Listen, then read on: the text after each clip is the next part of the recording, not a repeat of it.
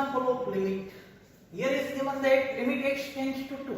એટલે કે અહીંયા જે x છે ત્યાં આપણે 2 મૂકી દઈએ. જો અહીંયા હું 2 મૂકું તો 2 નો ક્યુબ 8 -8 0. 2 - 2 0. 0/0 એરર આવશે. x ની લિમિટ અહીંયા 2 આપેલ છે. એટલે કે અંશ અને છેદમાં x - 2 નામનો અવયવ છે. જો એને આપણે રિમૂવ કરી નાખીએ તો આપણો જવાબ 0 ના છેદમાં 0 ન આવે. તો અહીંયા નીચે છેદમાં તમે જોઈ શકો છો x - 2 છે, જ્યારે અંશમાં x³ - 8 છે. એટલે ઇક્વેશન આપ્યું છે. તો આ x³ - 8 નો આપણે ફેક્ટરાઇઝેશન કરવું પડશે અને x - 2 અવયવ જે છે ત્યાંથી દૂર કરવો પડશે. તો ફેક્ટરાઇઝેશન માટે આપણે ટેબલની મેથડનો યુઝ કરીએ છીએ. ટેબલની મેથડમાં ટેબલ ક્રિએટ કરવું પડે. ટેબલ ક્રિએટ કરી લીધું. x ની અહીંયા 3 પાવર છે એટલે 3 + 1 4. ખાસ ધ્યાન રાખજો, અગાઉના એક્ઝામ્પલમાં x² વાળું ઇક્વેશન હતું તો અહીંયા 3 વેલ્યુ આવતી. x³ વાળું ઇક્વેશન છે તો અહીંયા કેટલી વેલ્યુ આવશે? 4 વેલ્યુ. ખાસ ધ્યાન આપવાની વાત છે, x³ નો કોએફિશિયન્ટ 1 આવ્યો. હવે એના પછી એક જ એલિમેન્ટ છે એટલે કે -8. શું મારે એને અહીંયા મૂકવાનું? બીજા નંબરની પોઝિશને, ત્રીજા નંબરની કે ચોથા નંબરની પોઝિશને? તો પણ બે જગ્યા જે છે ખાલી રહેશે. તો અહીંયા વાત એની છે કે x³ નો કોએફિશિયન્ટ લઈ. હવે આના પછી x² નું કોએફિશિયન્ટ હોવું જોઈએ, જે આપણી પાસે નથી. તો આપણે અહીંયા શું મૂકી દઈએ? 0. x² પછી શું આવે? x. એનો કોએફિશિયન્ટ નથી એટલે અહીંયા શું આવે? 0. જનરલી આપણું ઇક્વેશન હોય કેવું હોય? ax³ + bx² + cx + d. તો અહીંયા ક્યુબ નું ઇક્વેશન અને કોન્સ્ટન્ટ આપ્યું છે. આ બે એલિમેન્ટ છે નહીં, એટલે કે આ બંનેની વેલ્યુ આપણે શું પુટ કરવી પડે? અહીંયા 0. અને છેલ્લું એલિમેન્ટ જે -8 વાળું છે એ અહીંયા એમ રહેશે. હવે તમે જોઈ શકો છો અહીંયા આપણે ઇનિશિયલી 0 મૂકી દઈએ. ટેબલને આગળ વધારવા માટે x ની વેલ્યુ 2 આપી છે એટલે અહીંયા આપણે શું લઈ લઈએ? 2 લઈ લઈએ. 1 + 0 1, 1 * 2 2, 0 + 2 2, 2 * 2 4, 0 + 4 4, 4 * 2 = 8. એટલે અહીંયા શું આવી ગયું? 0. આ 0 આવે એટલે આપણું જે ટેબલનું કેલ્ક્યુલેશન જે છે એ શું છે? સાચું છે. ઓકે, હવે હું 2 ને લેફ્ટ હેન્ડ સાઈડ લઈ લઉં તો અહીંયા ફેક્ટર કયું થાય? x - 2. x ની કેટલી પાવર હતી? 3 પાવર. 1 પાવર કટ કરું તો x² પછી x અને x ની 0 ઘાત એટલે કે અહીંયા શું આવશે? 1. કોએફિશિયન્ટ આપી દઉં 1 * x², x², 2 * x, 2x, 4 * 1 4. તો આ મને અંશના અવયવ મળી ગયા x - 2 x² + 2x + 4. ઓકે, તો હવે હું આ સમને કન્ટિન્યુ કરી શકું છું. લિમિટ x ની 2 અંશનું ફેક્ટરાઇઝેશન x - 2 x² + 2x + 4 અને છેદમાં મને શું આપ્યા છે? x - 2. તો x - 2 x - 2 બે જગ્યાએ શું થઈ ગયું? કટ થઈ ગયું. x ની વેલ્યુ 2 અહીંયા પુટ કરું તો 2² 4, 2 * 2 4 + 4, 4 + 4 8 + 4 12. 2² 4, 2 * 2 4 + 4, 4 + 4 + 4 એટલે અહીંયા આન્સર મને શું મળે છે? 12. ઓકે, ચાલો હવે બીજું એક્ઝામ્પલ જોઈએ. અહીંયા x ની વેલ્યુ આપણને શું આપે છે? -3 આપે છે. એટલે આમાં જ્યાં જ્યાં x હોય ત્યાં શું મૂકવા પડશે? -3.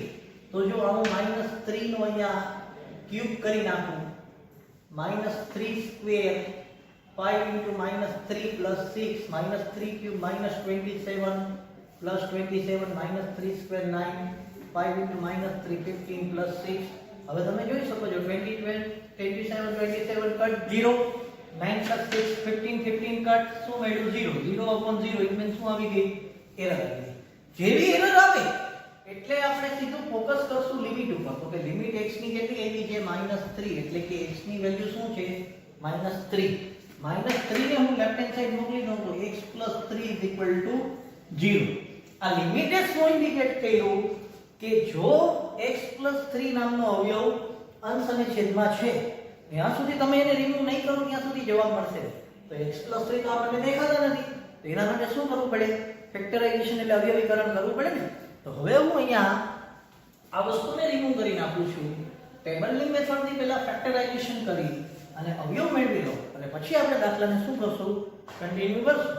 તો અહીંયા આપણને અંશમાં x³ + 27 આપ્યું છે, જ્યારે છેદમાં x² + 5x + 6 આપ્યું છે.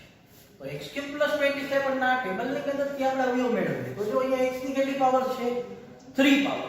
તો તો 3 + 1 4 એલિમેન્ટની પોઝિશન અહીંયા આપણે રાખવી પડશે. તો x³ નો એલિમેન્ટ અહીંયા શું આવશે 1. અગેન રિપીટ કે અહીંયા બે વેલ્યુ છે, આપણે મૂકવાની કેટલી છે 4. તો જે એલિમેન્ટ આપણી પાસે નથી ત્યાં આપણે શું મૂકશું 0. એટલે કે x² વાળો એલિમેન્ટ નથી તો 0, x વાળો એલિમેન્ટ નથી તો 0 અને એના પછી આવે છે 27.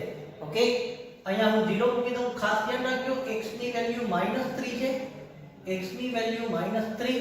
1 + 0 1. 1 * -3 -3. 0 નું એડિશન -3 સાથે -3. -3 * -3 +9. 0 + 9 9. 9 * -3 -27. +27 ને -27 કટ થાય 0 મળે. 0 મળે એટલે આ વસ્તુ સાચી. એબલની મેથડમાં કોઈ ભૂલ નથી. -3 ને હું લેફ્ટ હેન્ડ સાઈડ લઈ લઉં એટલે x + 3. x ની અહીંયા કેટલી પાવર આપી છે આપણને 3 પાવર. હવે એને અહીંયા 2 પાવર 1 પાવર x ની 0 પાવર એટલે કે 1 થઈ જાય. x² * 1 x². x * -3 -3x. 1 * 9 9. તો અહીંયા મને ફેક્ટરાઇઝેશન મળ્યું x + 3 x² - 3x + 9. ઓકે, હવે હું અહીંયા છેદના અવયવ વાળું x² + 5x + 6 માં 1 2 ને 3 x² છે એટલે 2 + 1 3 એલિમેન્ટ અહીંયા પુટ કરવાના આવશે.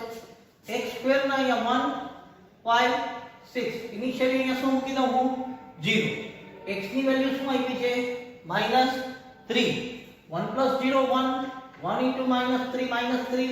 5 - 3 2. 2 * -3 -6. અહીંયા 0 આવ્યું એટલે સાચું. હવે -3 ને હું લેફ્ટ હેન્ડ સાઈડ મોકલી દઉં તો અહીંયા શું મળ્યું મને +3. x ની 2 પાવર હતી 1 પાવર કટ થશે x અને 1. 1 નું મલ્ટીપ્લિકેશન x સાથે x 1 * 2 2. તો અહીંયા મને છેદનું ફેક્ટરાઇઝેશન મળે છે x + 3 * x + 2. હવે હું મારા સમને કન્ટિન્યુ કરું. લિમિટ x ની -3 અંશના અવયવ મળ્યા હતા x + 3 x² - 3x + 9. છેદના અવયવ મળ્યા હતા x + 3 * x + 2. તો x + 3 x + 3 અહીંથી કટ થાય છે. જ્યાં જ્યાં x હોય અહીંયા -3 મૂકી દઉં તો -3² 9.